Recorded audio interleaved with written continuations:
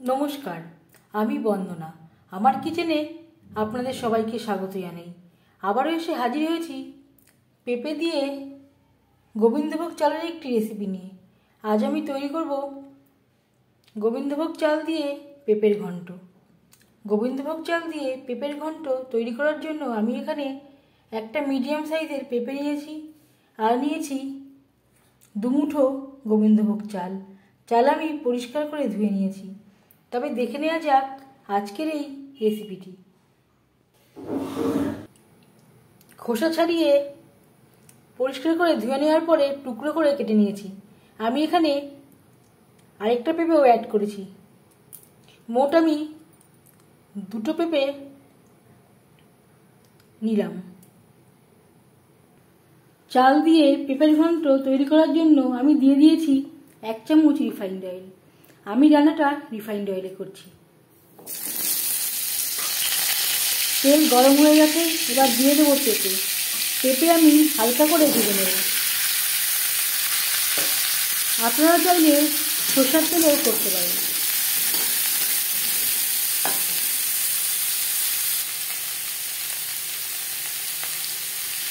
সামান্য পরিমাণে হলুদের গুঁড়ো, স্বাদ মতো লবণ।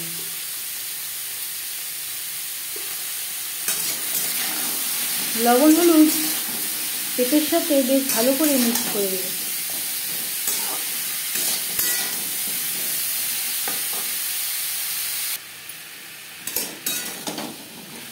তিন 4 মিনিট নাড়াচাড়া করে নেওয়ার পর গ্যাসের ফ্লেমটাকে লোতে করে দেব।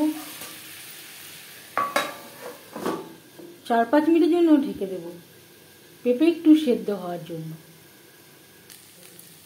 পেঁপে হালকা করে ভাজা হয়ে গেছে। এর মাঝে আমি 1-2 বার নাড়াচাড়া করে দিয়েছি। একটা পাত্রে ট্রান্সফার করে নেব। সেই কড়াইতে আবারও তেল দিয়েছি। ফোড়নে দিয়ে দিলাম গোটা জিরে, একটা তেজপাতা।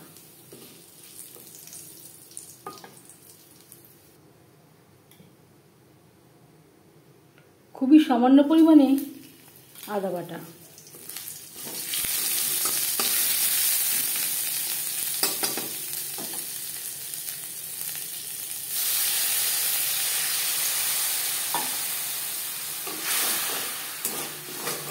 মশলা যাতে পুড়ে না যায় দিয়ে দিলাম সামান্য পরিমাণে জল। আর লাগছে 1/2 চামচ ভাজা মশলা। এখানে রয়েছে ধনে, জিরে, শুকনো লঙ্কা, তেজপাতা, গোলমরিচ ও গরম মশলা, যেটা আমি শুকনো খোলায় ভেজে গুঁড়ো করে রেখেছিলাম। যদি আপনাদের কাছে ভাজা মশলা না থাকে, এর পরিবর্তে ধনের গুঁড়ো, জিরের গুঁড়ো ও গরম মশলার গুঁড়ো অ্যাড করতে পারেন।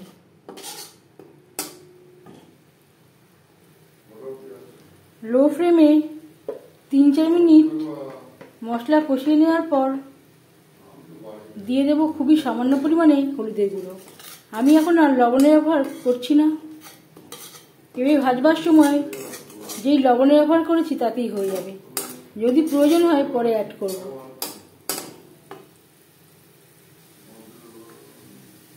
গোবিন্দভোগ চাল।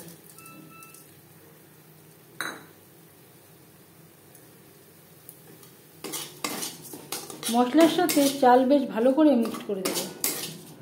এই সময় আমি গ্যাসের ফ্লেমটাকে লোতে রেখেছি।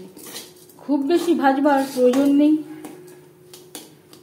লো ফ্লেমে 2-3 মিনিট মশলার সাথে চাল নাড়াচাড়া করে নেব। আমি আর আলুর ব্যবহার করলাম না। আপনারা চাইলে পরিমাণ মতো আলুর ব্যবহারও করতে পারেন, টমেটোর ব্যবহারও করতে পারেন। এবার দিয়ে দেব পেঁপে।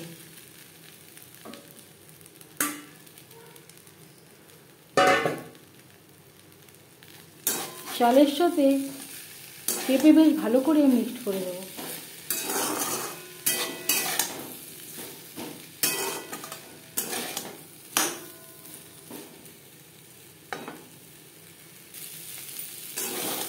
চালের সাথে পেঁপে লো টু মিডিয়াম ফ্লেমে 2-3 মিনিট নাড়াচাড়া করে নেওয়ার পর দিয়ে দেব জল। জল কতটা অ্যাড করবেন সেটা সম্পূর্ণ নির্ভর করছে আপনার উপর। এখানে আমি আরেকটু জল অ্যাড করব।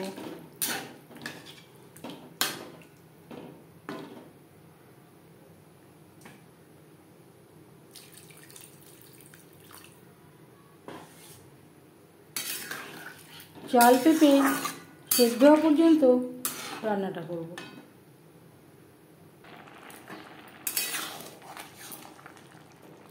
চাল ও পেঁপে বেশ ভালো করে সুসিদ্ধ হয়ে গেছে।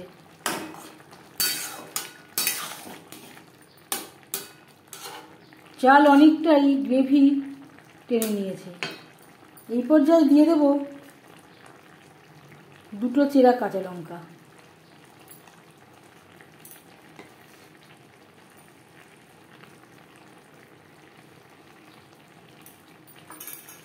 এক চামচের 3 ভাগের 1 ভাগ ভাজা মশলা।